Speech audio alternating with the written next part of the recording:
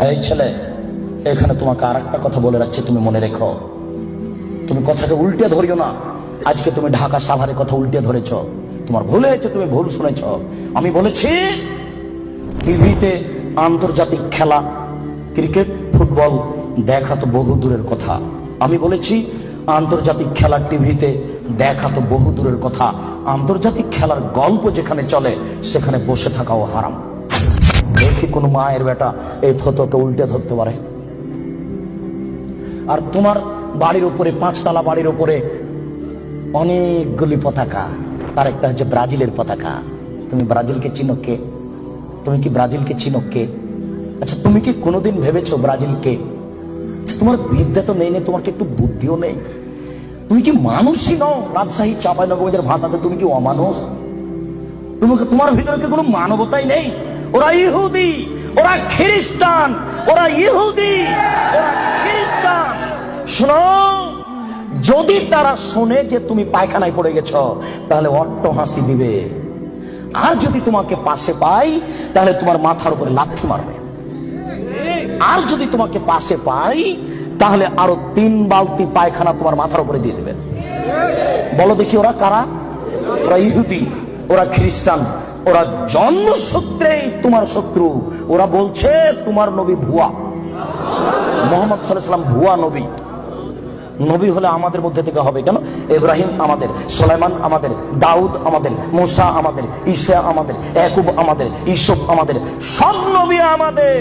মোহাম্মদ নবী হলে ইহুদি খ্রিস্টানদের মধ্য থেকে হবে, আমাদের মধ্য থেকে হবে। আরে মোহাম্মদ নাকি পৌত্তলিকের মধ্য থেকে হয়েছে। ছি ছি ছি ছি ছি, এ কেন নবী হবে? ছি ছি ছি ছি ছি, এ ভুয়া নবী। তুমি তার পতাকা মাথার উপরে তুলো কাপুরুষ।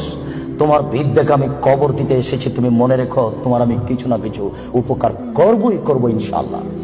শুনুন, দুনিয়াতে কিছু পাপ আছে মানুষ না করে পাপী। ফুটবল, ক্রিকেট, র্যাকেট খেলা যায় ওই সময়তে যখন টাকার হারজিত থাকবে না, শরীর চর্চা থাকবে তখন যায়। ফুটবল, ক্রিকেট, র্যাকেট, ভলিবল এগুলো খেলা যাবে ওই সময়তে যখন টাকার হারজিত থাকবে না, শরীর চর্চা হবে। আর যাতে শরীর চর্চা নেই, বসে বসে সময় কাটাই, এটা খুবই খারাপ। চৌসার, ছক্কা, লুডু, দাবা, পাঞ্জা, ক্যারাম বোর্ড, তাস, গেমস এইসব খেলায় যদি কেউ অংশগ্রহণ করে তাহলে সে তার হাতকে শরীর শুকুরের রক্তের মধ্যে ডুবিয়ে দিয়েছে। মুহাম্মদ সাল্লাল্লাহু আলাইহি ওয়াসাল্লাম বলেন, মান লাইবা বিনামতে শির ফাকাত খালায়াদাহু বিদামি খিনজির। কেউ যদি চৌসার, ছক্কা, লুডু, দাবা, পাঞ্জা, ক্যারাম বোর্ড, তাস, গেমস এই ধরনের খেলায় অংশগ্রহণ করে সে তার হাতকে শরীর শুকুরের রক্তের মধ্যে ডুবিয়ে দিয়েছে। তুমি সাবধান থাকো। সম্মানিত উপস্থিতি, রাসূল সাল্লাল্লাহু আলাইহি ওয়াসাল্লাম বলেন, ইন্না মিম্মা তাখাওয়াফা আলা উম্মতি, আমার উম্মতের উপরে আমি সবচেয়ে যেটা বেশি ভয় করি পৃথিবীর মানুষ, আমি বলে গেলাম মুহাম্মদ সাল্লাল্লাহু আলাইহি ওয়াসাল্লাম, আমার উম্মতের উপরে আমি সবচেয়ে যেটা বেশি ভয় করি, 1 নম্বর ভয় হচ্ছে আমার উম্মত জেনায় লিপ্ত হবে, এইটা আমার ভয়। 2 শাহাতুল খাফিয়া, আমার উম্মত গোপন পাপে লিপ্ত হবে, এইটা আমার ভয়। আমার উম্মত গোপন পাপে লিপ্ত হবে, এইটা আমার ভয়।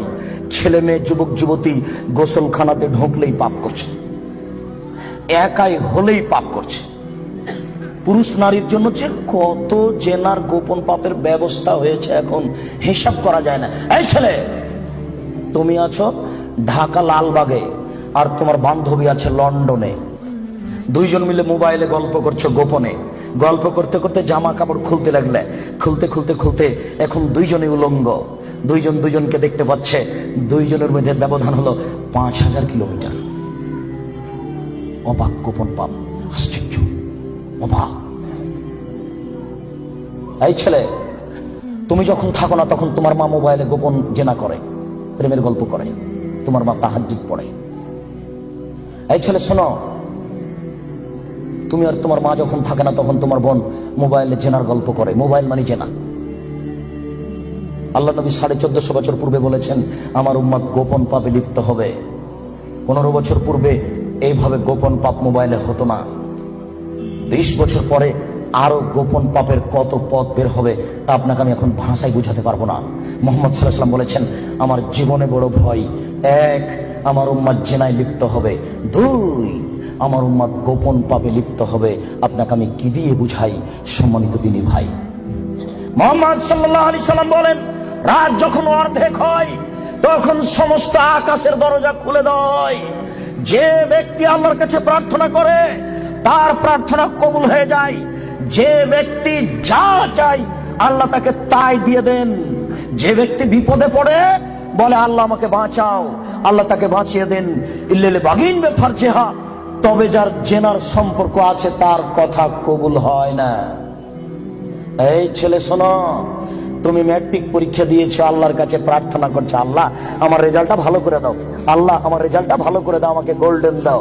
আর তোমার মা তাহাজ্জুদ পড়ার পরে চোখের পানি ঝরিয়ে বলছে আল্লাহ আমার ছেলেটাকে একটা ভালো রেজাল্ট দাও, গোল্ডেন দিয়ে দাও আমার ছেলেকে। এইভাবে তোমার মা রাতের অন্ধকারে চোখের পানি অঝর নয়নে ঝরিয়ে কাঁদছে। তুমি যখন থাকো না তখন তোমার মা মোবাইলে প্রেমের গল্প করে। তোমার মা কিয়ামত পর্যন্ত কাঁদলেও তার কথা কবুল হবে না। আমি অনুবাদক, আমি বুঝাতে পারলাম না।